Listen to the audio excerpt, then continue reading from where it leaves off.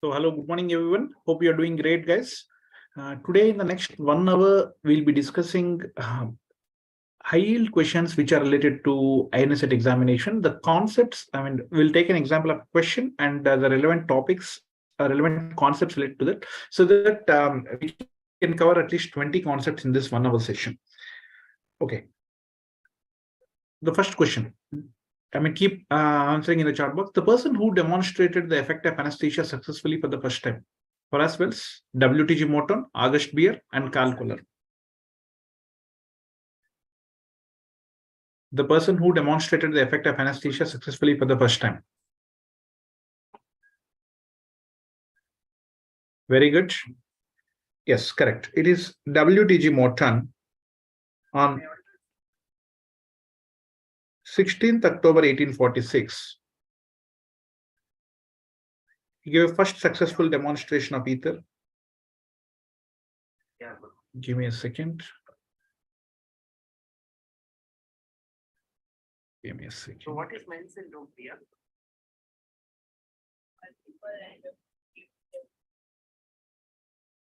The person who demonstrated the effect of W.T.G. Morton, and Horace Wells is known for.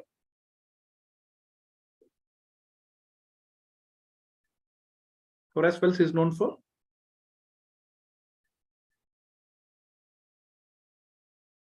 Type in the chat box, guys.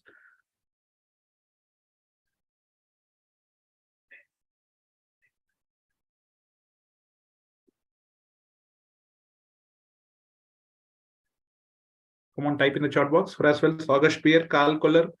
Carl Koller is for cocaine. August Beer is the one who successfully first demonstrated. Please interact and type in the chat box. August Beer is the one who first postulated intravenous regional anesthesia. And also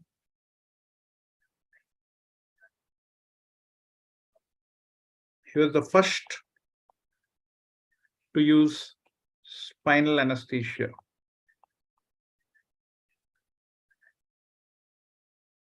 And Horace Wells is the one first who demonstrated nitrous oxide. Okay, but it was a failure in 1844. So the person who successfully demonstrated the effect of anesthesia successfully for the first time is W.T.G. Morton on 16th October of 1846 with the help of ether. Okay, then coming to very, very important topic. The brain dead patient is classified under which ACE physical status classification? 2, 3, 5, and 6.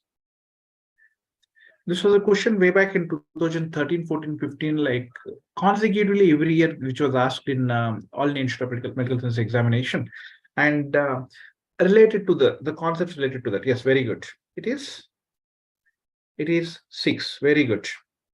So here you have to remember, ASA 1 is a normal healthy person.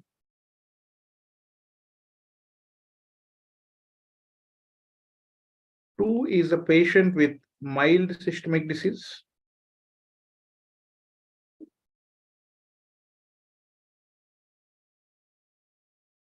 1 will get a very simple, straightforward question.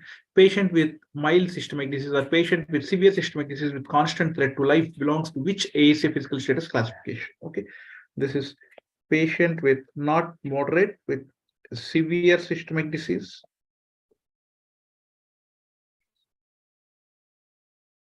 Four is patient with severe systemic disease but with constant threat to life.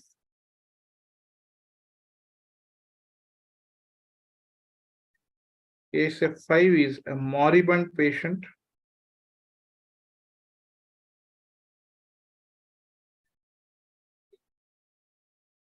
who is not expected to survive without surgery. And 6 as such is a brain dead patient for organ donation.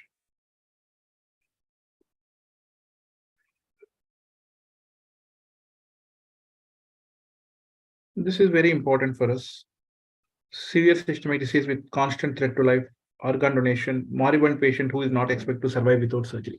These are very important. Like you may expect questions from ASF 4 and ASF 5 also. So again, a few examples relevant to this. If you see, a smoker is 2, Non-alcoholic is 1. Social alcoholic 2. Chronic or alcohol dependent is 3. A person with BMI between 30 to 40 is 2. BMI more than 40 is 3. Person with AKI, CKD with regular dialysis,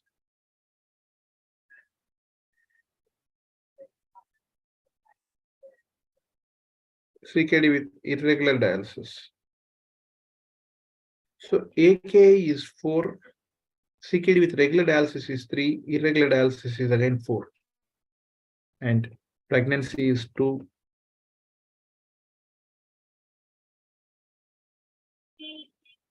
Sepsis, disseminated intravascular coagulation belongs to 4.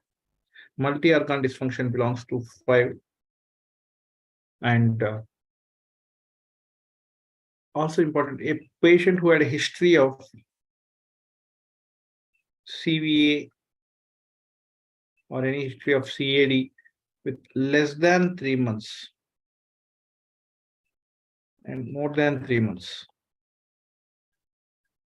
If a person has a history of CVA or CAD with less than 3 months, it is ASA 4. And if it is more than 3 months, it is 3. This is very important. So you can expect questions most commonly related to ASA physical status classification and their examples. They may give a clinical scenario asking what exactly is the clinical scenario. And also remember, if there's a suffix E is added, E indicates emergency. So ASA 1 patient who met with an accident and has been wheeled into the operation theater for an emergency surgery becomes ASA 1E. So similarly, ASA 3 patient who has a requirement of emergency surgery will become ASA 3E. That is one thing I want you to remember. Then, modified Mallampati grade of the patient shown below. 1, 2, 3, 4. See carefully and tell me. Modified Mallampati grade of the patient shown below.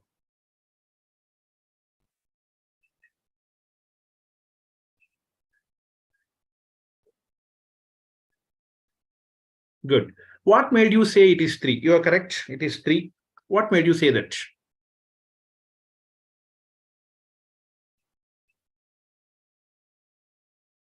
It is, yes. See, not the tip. See here, you can modify Mallampati. You can, by just seeing the uvula, you can say that. In 1, you can see the entire uvula. In 2, you can see uvula without tip is seen.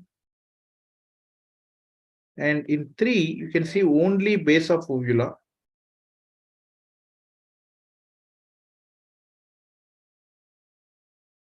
For uvula is not seen at all. Uvula is not seen at all. Here, if you see this, you can see only the base of uvula. Very, very important. Modified Mallampati grading is very important.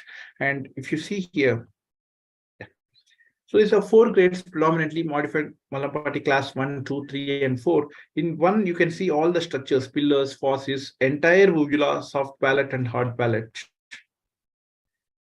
Here you can see uvula, but the tip is not seen. And here only base of uvula is seen. Here uvula is not seen in 4. So here what happens is you can see the fauces, uvula without the tip, soft palate, hard palate, but you can't see the pillars in 2. In 3, you can see only base of uvula and soft palate. Here you can see only the hard palate in 4. So that's the difference. So 1 and 2 are of easy intubation.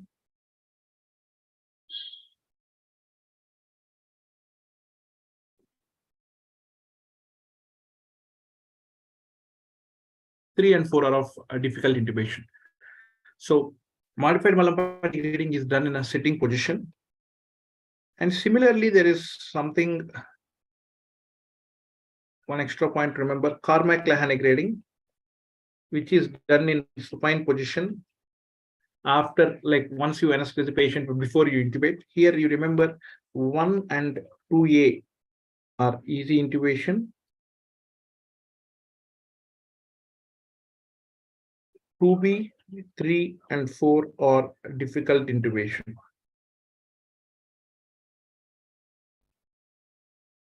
2B, 3 and 4 are difficult intubation. So 1 and 2 are easy intubation, 2B, 3 and 4 are difficult intubation. This is Carmichael-Haney grading, which is done in supine position. Then coming to, what is the color of medical oxygen cylinder? A black body with gray shoulder, gray body with black and white shoulder, black body with white shoulder, gray body with black shoulder. Type your answer in the chat. Very easy question. There's nothing to be confused. Yes, it is black body with white shoulder. So tomorrow in the options, if the question is asked like,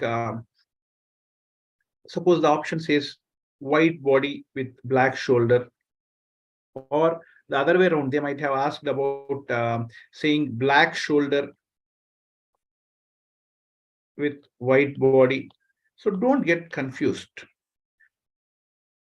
Always spend another 5 seconds when you feel the question is very easy. Spend another 3 to 5 seconds to read, to confirm your answer, and then mark it. Okay, these questions, like, which need your utmost concentration basically while you are marking this. Okay, the color of medical oxygen cylinder is a black body with a white shoulder. So see this, for air, in what form will be there? The nitrous oxide, carbon dioxide, cyclopropane will be there in the liquid form. Very important table. Air, oxygen, carbon dioxide will be there, NOx will be there in the gaseous form. And the pin index. What is the pin index? What is the pin index of air? 1.5, oxygen 2.5. Very good. Nitrous oxide 3.5. Carbon dioxide has both 1.6 and 2.6 depending upon the concentrations. Cyclopropane 3.6, NOx 7. This is pin index. And physical the pressures. The pressures are approximately, we see air and oxygen, it is approximately 2000 psi. In nitrous oxide, it is around 760, carbon dioxide around 760, cyclopropane around 75. Again, NOx also similar to around 2000. This is not very important. Then what is important? The colors of the cylinder. Color coding. Air is a gray body with white shoulder.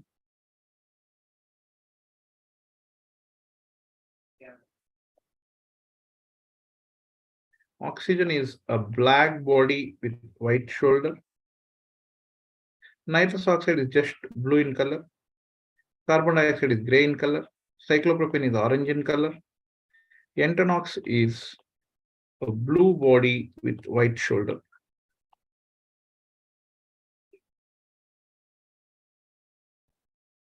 Blue body with white shoulder. If you see it concisely, again, this is an oxygen cylinder, which you see a black body with a white shoulder. We may get an image-based question. They'll give a cylinder and ask, what is this?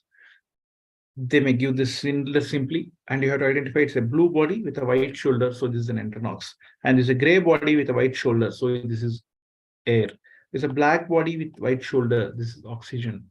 And this is completely blue. This is nitrous oxide. That is how you have to identify the answers. Okay. Then, best circuit for controlled ventilation in children: Magill's circuit, Bain's circuit, Jackson-Rees circuit, Waters circuit. Very easy question. This is related to the Mapleson circuits. Very good.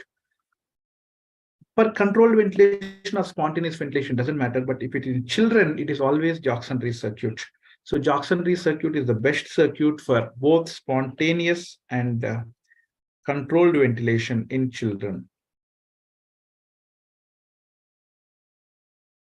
So then Magill's circuit is the best circuit for spontaneous ventilation in adults. Bain circuit is the best circuit for controlled ventilation in adults. Waters we are not using, I mean, it's obsolete. So this Mapleton's A is basically Magil. Mapleton C is water. Mapleton D is Bains. This is ISTPs. Mapleton E. This is JR circuit or Jackson-Rees circuit. This is the best circuit for both spontaneous and controlled ventilation in children. This is for spontaneous in adults. This is for controlled in adults. Okay, and this Bains is called as universal circuit because it can also be used for spontaneous, but the best circuit for spontaneous is Magil, but it can also be used for spontaneous. Bains can be used. Then, which of the following statements regarding carbon dioxide absorbers is most accurate? Beryllium is more efficient than soda lime in its ability to absorb carbon dioxide. Reaction of soda lime with carbon dioxide is endothermic. Barium hydroxide is the main constant of beryllium. Soda lime is packed with silica to form 4 to 8 mesh sites.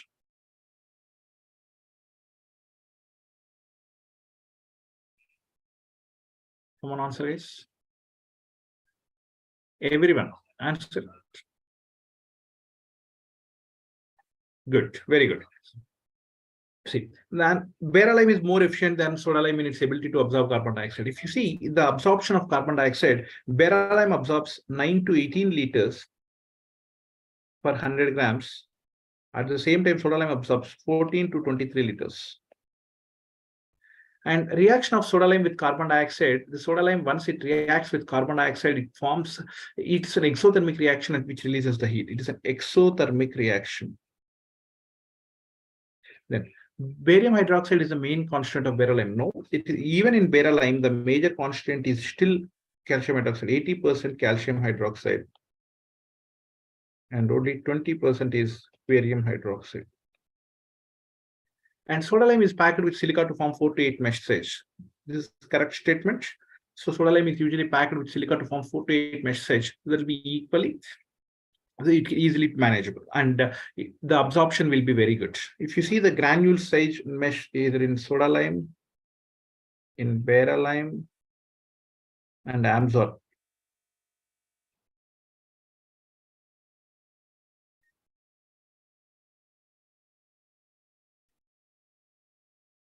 The granule size are 4 to 8 mesh in all. Composition, if you see, it has 94% calcium hydroxide, 5% sodium hydroxide, 1% KOH. And here in beryllium, it is 80% barium hydroxide, sorry, calcium hydroxide, and 20% barium hydroxide. Okay, and Amzorb has calcium chloride, calcium hydroxide, and all, nothing much. And indicator which indicates the color change is titan yellow. And absorption capacity, as discussed, it has soda lime has 14 to 23 liters per 100 grams. Here it is 9 to 18 liters. And moisture is present. Hardness is due to silicates here. Water of crystallization with beryllium.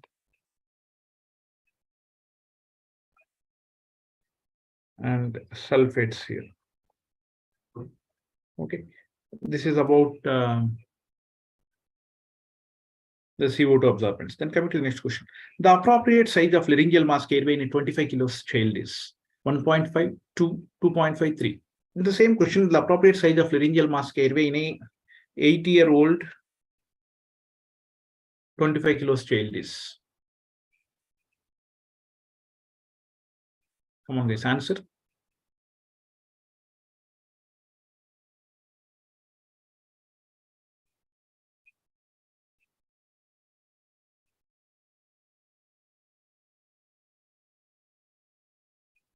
Type in the chat box. Good. See, whenever you say the laryngeal mask airway, it's never about the age, it's about the weight of the patient. So there are classic LMA, it has 8 stages.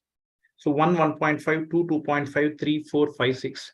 And patient weight here is less than 5 kilos, 6 to 10 kilos, 11 to 20, 21 to 30, 31 to 50, 51 to 70, 71 to 100, more than 100. At the same time, what is the volume of air to be inflated so that there won't be any leakage? It is 4, 7, 10, 14, 20, 30, 40, 50.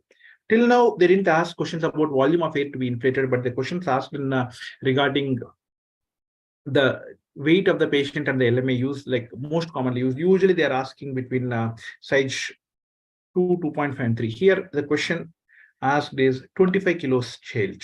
So the 25 kilos child, it belongs to this. So that is 2.5. So that is how you have to answer. Suppose they ask the appropriate size of laryngeal mask airway in an average Indian adult male, then what will be your answer? Average Indian adult male.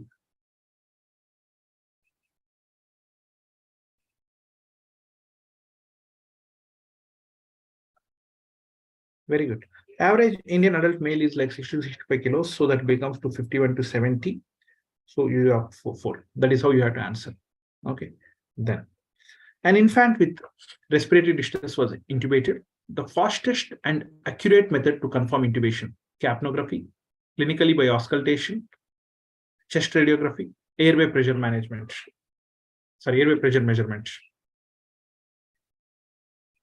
An infant with respiratory distress was intubated. The fastest and accurate method to confirm intubation. Very good. See, through all these ways, like some or other, like you're able to see that whether the patient is directly intubated or not. There are at least 10 methods to check whether the patient is intubated correctly or not. Either in trachea or esophagus, like even seeing the mist in the endotracheal tube. So, but the fastest and most accurate method is always capnography. Capnography is the surest sign for intubation. Here, what happens is, normally, if you see the capnography waveform, it will be like this. In a spontaneous ventilation, for you and me, you see the waveform like this. This is, you see this U shape, inverted U shape. This is a normal spontaneous ventilation. Capnography is very, very, very important. We'll discuss here. And if you see the controlled ventilation,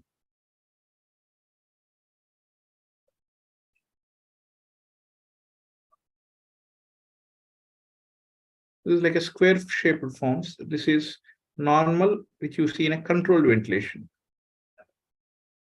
Then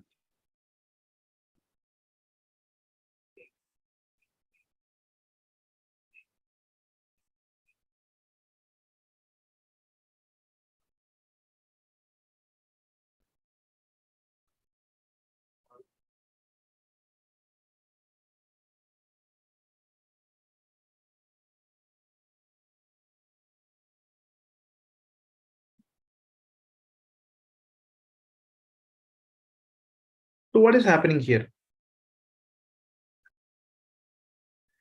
There's an increase. This is a slow increase, which is seen in, and here you see a slow decrease. What is the condition where you see the slow increase and slow decrease? Always type in the chat box. Very, very important. This capnography waveforms, all the 10 waveforms. Where do you see slow increase? Slow increase is seen in hypoventilation, and slow decrease is seen in hyperventilation. Then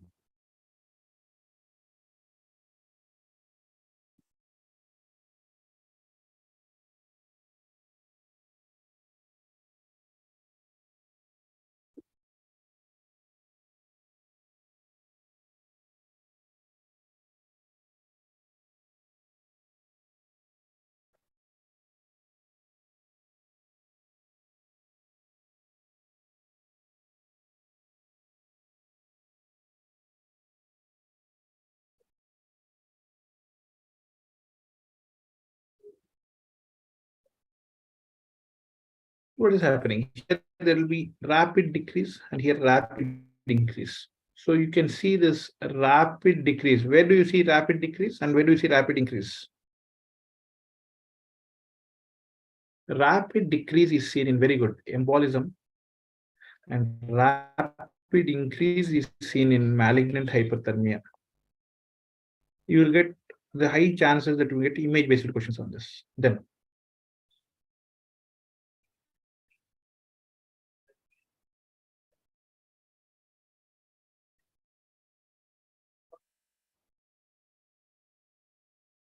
what is this? What is this? What is this waveform?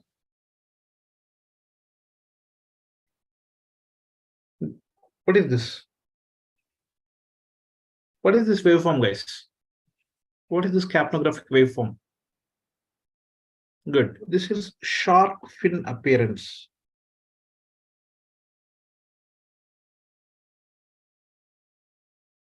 Seen in obstruction or kinking of airway, asthma, COPD, any obstructive diseases. Then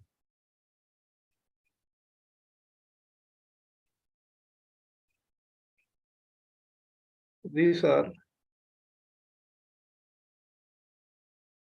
cardiogenic oscillations.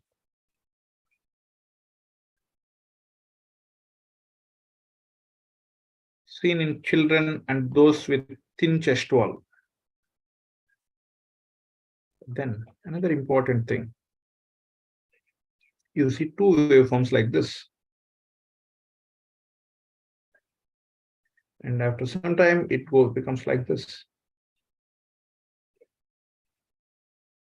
So this indicates this is an ongoing CPR.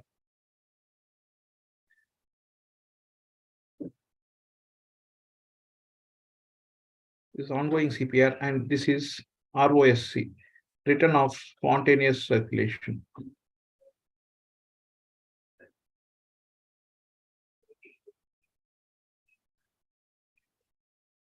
Return of spontaneous circulation. The ongoing CPR and it's return of spontaneous circulation. Then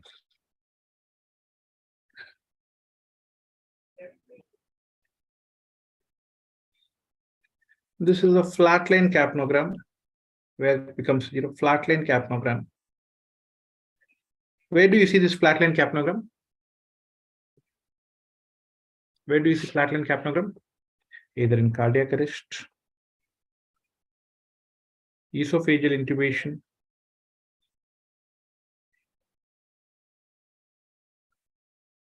disconnection of circuit,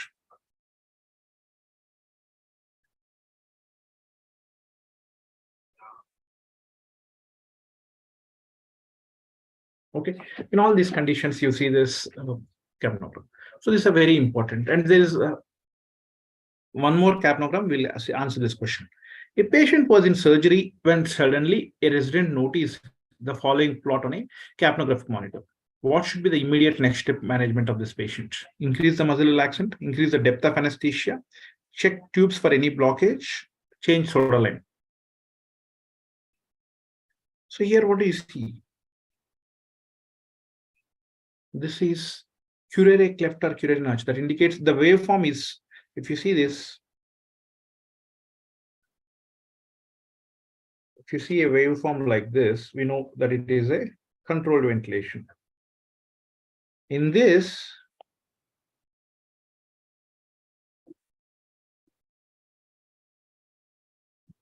in a controlled ventilation, if you see a dip like this, that indicates this is a curare cleft or notch,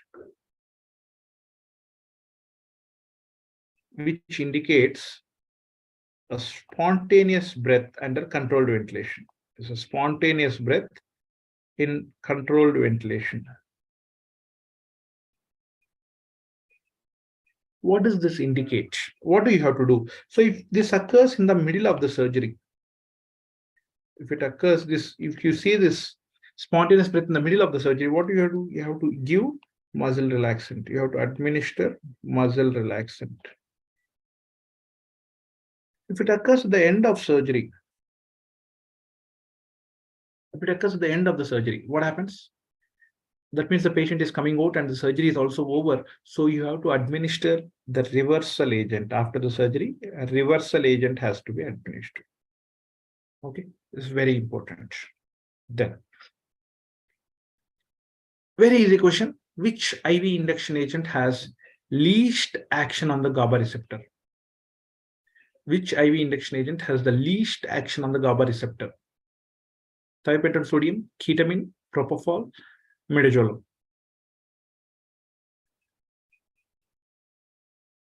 Very good. See, thiopentone, propofol, midazolam, ketamine, etomidate, all these things acts on GABA, and ketamine predominantly acts on NMDA receptors, N-methyl D-aspartate, and rest all, thiopentone, propofol, midazolam, and even etomidate, they all act on GABA receptors. And again, even in this GABA, they act through chloride channels. So barbiturates increase the duration and benzodiazepines increase the frequency of chloride channel opening. But again, remember, ketamine is eccentric. Ketamine acts through NMDA receptors. So you have the least action on GABA receptor rather than directly asking which is the different of what is action of ketamine. So they ask question in this way. Then intravenous anesthetic agent causing suppression of steroid synthesis: etomidate, thiopentone, ketamine, propofol.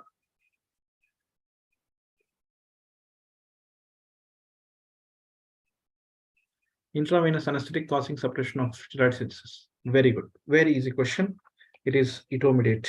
So etomidate is notorious that etomidate has many side effects.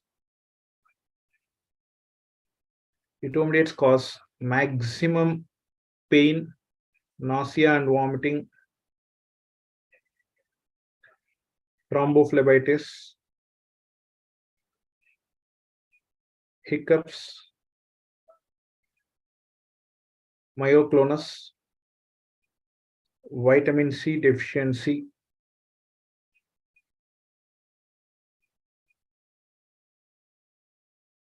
adrenocortical suppression.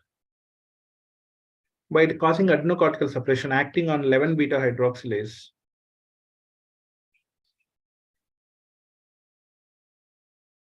adrenocortical suppression, 11-beta hydroxylase, it causes inhibition of steroid synthesis.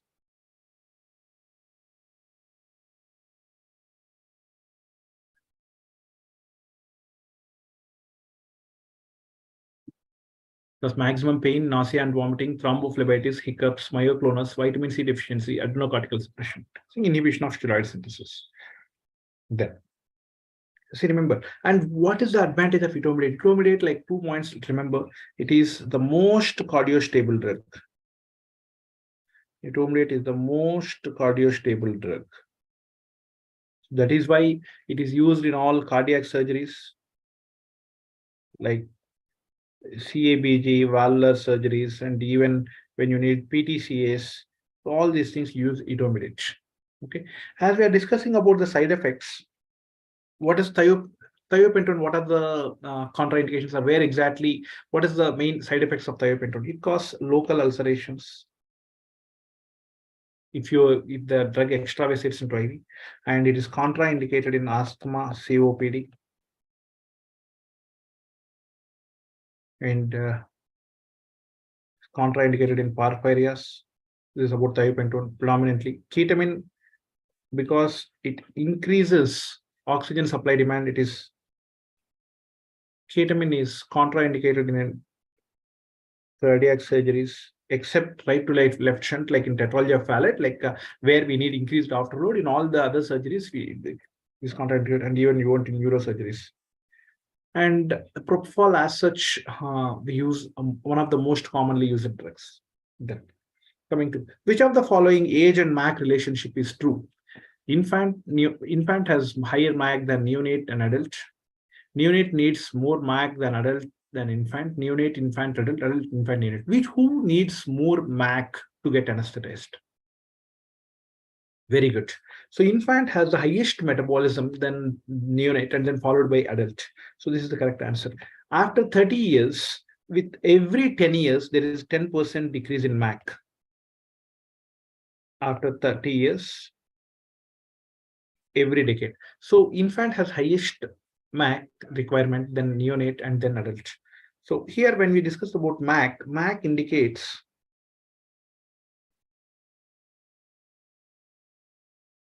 potency. If you see, remember, I always say, remember this mnemonic Mahi HT. MAC is an indicator of potency. Mahi HT, Mahendra Singh Dhoni. So Mahi HT, methoxyfuran, the MAC is 0.15, halothane 0.16, halothane 0.75, isoflurane 1, sevoflurane 2, desflurane 6. So if you go from M to D, the MAC increases, but potency decreases. So MAC is inversely related to potency, Mahi HT. At the same time, for blood gas partition coefficient, again the same Mahi HT.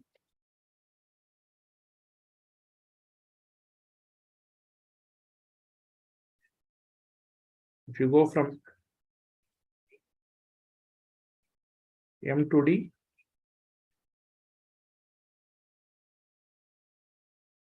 so for desflurane, it is only 0.42, 15 for here. No need to remember here for everything, 0.69 and all, no need to remember. Blood gas partition coefficient decreases, but speed of induction increases and speed of recovery increases.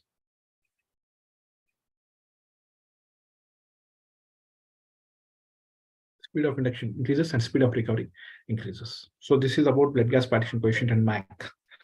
Then, a 25-year-old business representative was admitted for hernia repair. He was administered muscle relaxants, following which there is a fall in blood pressure, intense pruritus, and increased airway resistance, which improved after a shot of diphenhydramine. Which of the following is the cause of aforesaid complication? Rocuronium, pancuronium, atracurium, vecuronium.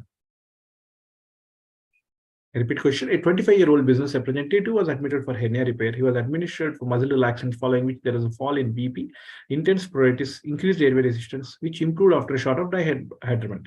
Which of the following drug is the cause of aforesaid complication? Rocuronium, pancuronium, atracurium, vecuronium. Come on, guys. Answer, everyone. Very good. So what exactly happened? Here, the clue is a muscle relaxant is given, after which there is a fall in BP, intense pruritus, increased airway resistance. It's basically, there is a histamine release. So they're asking the question where which of the drug can cause release of histamine, as simple as that. So, like widely there are the muscle relaxants, non-depolarizing muscle relaxants. The two major groups are steroidal group of drugs, quinolone derivatives. Here there's rocuronium. Three most important drugs. There are many, but three most important drugs are rocuronium, pancuronium, and vecuronium. Here, three most important drugs. There are many, but okay, we'll write on DT-tubocurarine, atracurium, cisatracurium, mivacurium. This group of drugs, steroidal group of drugs, they have vagolytic property as a common property, and this has the property of histamine release. Histamine release. The highest is seen with D-tubocurarine, and cisatracurium has absent. It doesn't release histamine. Here, vagolytic property is maximum for pancuronium, and it is least for vecuronium. Okay, so here, among these drugs like rocuronium, pancuronium, and vecuronium and atracurium, the only drug which falls in the quinolone group is atracurium. So that is why the answer is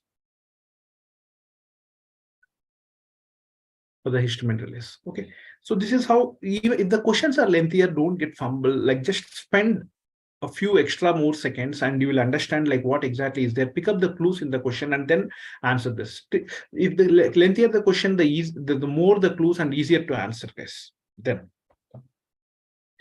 the muscle relaxant, that can be used in a patient with high serum bilirubin of 6 and serum creatinine of 4.5 milligrams per deciliter. Atracurium, vecuronium, pancuronium, mivacurium.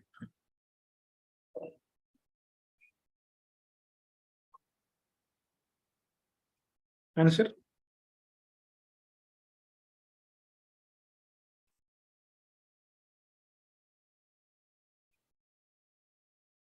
Very good.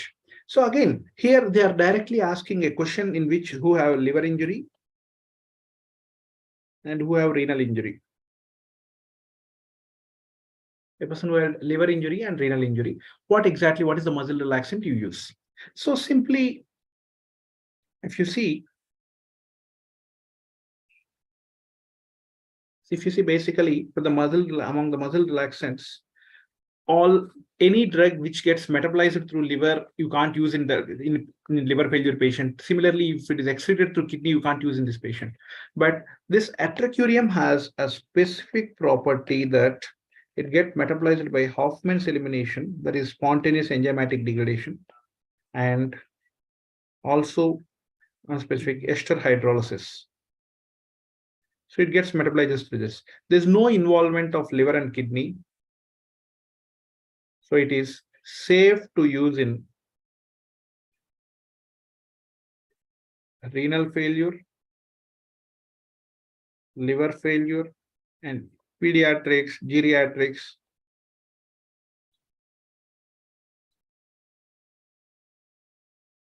So here they're asking indirectly this question. Okay. Then if a similar question they ask, muscle relaxant that can be used in a patient with ejection fraction of 28%, then what will be your answer? So the muscle relaxant that can be used in a patient with ejection fraction of 28%. Ejection fraction 28%. Then what is the muscle relaxant you prefer?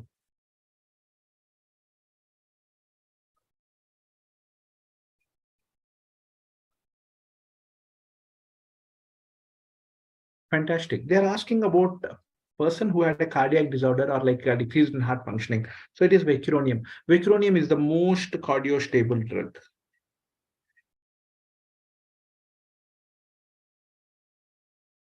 Okay, fine. Then, and here mivacurium is used in where is mivacurium used? Mivacurium is used in daycare surgeries. Mivacurium is used in daycare surgeries. Okay, because of its shortest duration of action among non-depolarizing muscle relaxants. Then, following train of 4 response is seen in. So you can see the train of 4 response. There's a constant but diminished response is seen in phase 1 depolarizing blockade, phase 1 non-depolarizing blockade, phase 2 depolarizing blockade, phase 2 non-depolarizing blockade.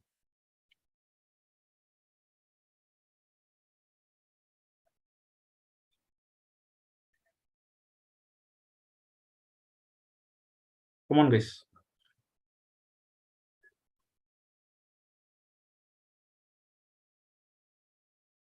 Answer. Constant but diminished response is seen in.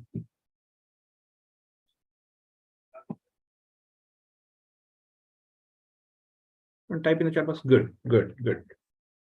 So this constant diminished response is seen in phase 1 depolarizing blockade and phase 1 depolarizing blockade. In phase 2 non-depolarizing blockade, you see a fade phenomena. You see this fade phenomena. Fade. See here. In depolarizing blockade can cause both phase 1 and phase 2. Phase 1 in low doses and phase 2 in high doses. That is succinylcholine. It can cause in low doses, that is regular dose of 0.5 to 1 milligram per kg, it causes phase 1 block, and in high doses of more than 5 to 10 mg per kg, then it may cause phase 2 block. So in non-depolarizing blockers always has a fade phenomena. So this constant but diminished response is always seen either in train of 4 or tetany is seen in the phase 1 depolarizing blockade, and depolarizing blockers phase 2 cause fade phenomena, and non-depolarizing blockers always cause fade phenomena.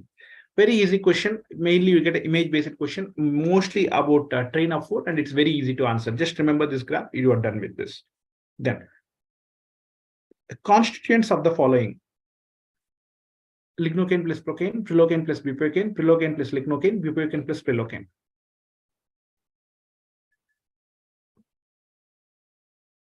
What is this? Answer, everyone. Very good. So this is EMLA. The constituents of EMLA is prilocaine and lignocaine. What is EMLA? So EMLA is eutectic mixture of local anesthesia,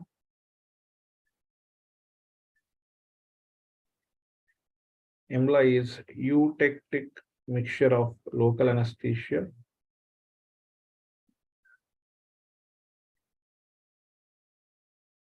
it has composition of prilocaine plus lignocaine, 2.5% each. So where is it used? Use it for surface anesthesia, predominantly used in children to antagonize the needle phobia,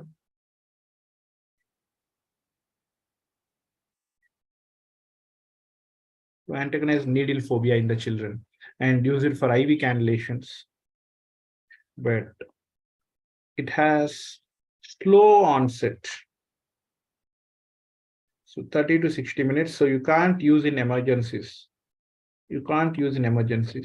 And remember, it is contraindicated in broken skin because the prilocaine is there. If prilocaine gets absorbed, it may cause methemoglobinemia. So it is contraindicated in conditions of broken skin. Okay, then next question. Which of the following is not a contraindication for neuraxial blockade? So platelet count less than 50,000, patient on clopidogrel, local infection, patient on antihypertensive medication.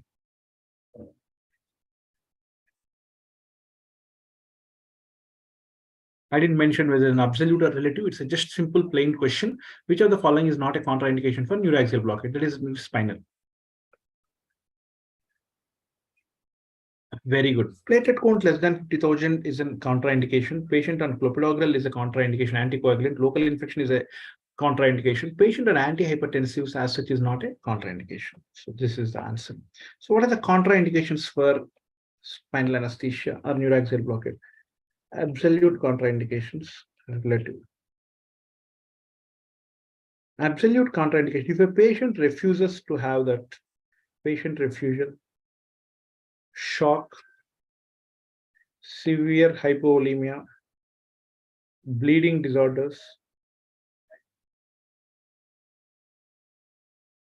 patients on anticoagulants, local site infection, septicemia. These are absolute contraindications. Then relative contraindications. If a patient has CNS disorders, psychiatric disorders,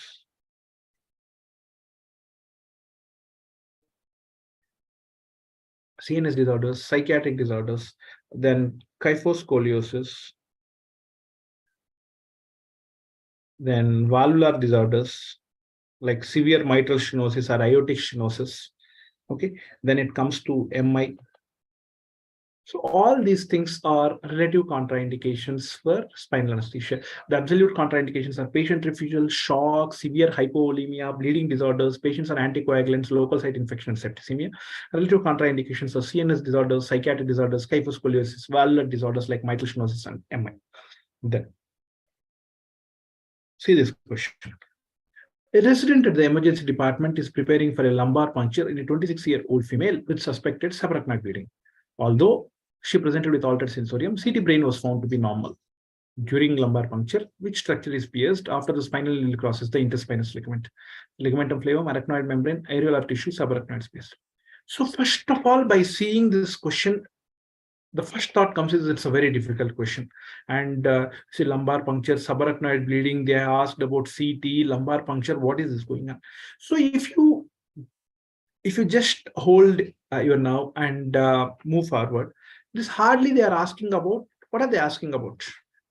What is the structure which is pierced after interspinous ligament? What is the structure that comes? It's as simple as that. So don't worry about the length of the question. The clue will always be there, like 1 or 2 words. Try to pick it up as soon as possible. On this question, if you don't read the question completely and keep I mean, keep thinking about the question, like what is this lumbar puncture, suspected subarachnoid bleeding, altered sensorium. If you keep thinking more and more about this, then you'll not only waste the time, but you'll get confused. You may confuse yourself. Okay, here a simple question: during lumbar puncture, which structure is pierced after spinal nail crosses interspinous ligament? Simple forward. The structures which are pierced, like starting from posterior to anterior, skin, subcutaneous tissue, supraspinous ligament, then interspinous ligament, ligamentum flavum,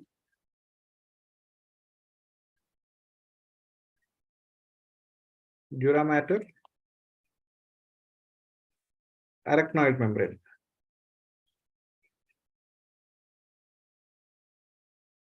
Skin, subcutaneous tissues, supraspinous ligament, interspinous ligament, ligamentum flavum, dura mater, and arachnoid membrane. So now, after crossing interspinous ligament, what is the structure pierced? Simple. It is ligamentum flavum. Just mark that. That's it. Okay. It's as simple as that. Then, which of the following combination can be used for daycare surgery? Remifentanil, midazolam, propofol, fentanyl, midazolam, thiopentone sodium, morphine, midazolam, propofol, morphine, diazepam, ketamine.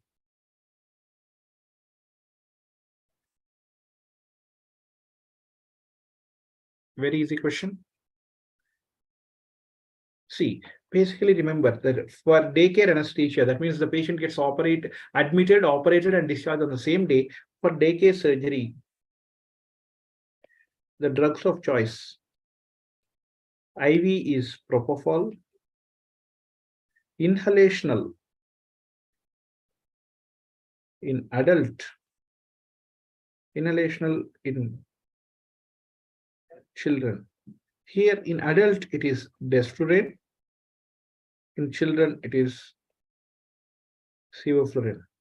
Muscle relaxant, mevacurium. Opioid, the best is remifentanil. If remifentanil is not there, the fentanyl group of drugs are remifentanil. Then benzodiazepines, remimazolam. If remimazolam is not available, then you may go for midazolam. Yes, similarly, if remifentanil is not there, you may go for fentanyl. These are the drugs for IV: propofol, inhalation adults, desflurane, children, sevoflurane, muscle relaxant, mevacurium, opioid, remifentanil, or then fentanyl group of drugs, benzodiazepine, remimazolam, midazolam. So here in this question, which of the following can be used for daycare surgeries? So always just see like what are the questions. Propofol. Propofol is one thing you will be remembering. So propofol, then rule out these two options. Then midazolam, both are same. Like here, they didn't mention about remimazolam, so the nearest is midazolam. Then remifentanil and morphine. Morphine has relatively long action and it has more side effects, so you won't use in daycare surgery. So remifentanil. That is how you approach the question. Okay, and where all like propofol is used, in addition to being a daycare surgery, propofol, where do you use? It is the drug of choice for LMA insertion, daycare surgeries, ICU sedation, and in those patients operating here the history of malignant hypothermia, who are prone for malignant hypothermia patients. If they're getting operated, then also use propofol. Okay, then very important question. This became such an important question in the last 5 INI-CET examinations and 2 NEET-PG examinations. So out of 7 examinations, this question appeared 5 times. This question in the sense, whether about 18 gauge cannula or 20 gauge cannula, it's become so obsessive that they keep asking more and more questions on the IV cannula. So it's very simple questions. The color, and only once they asked about the flow rate.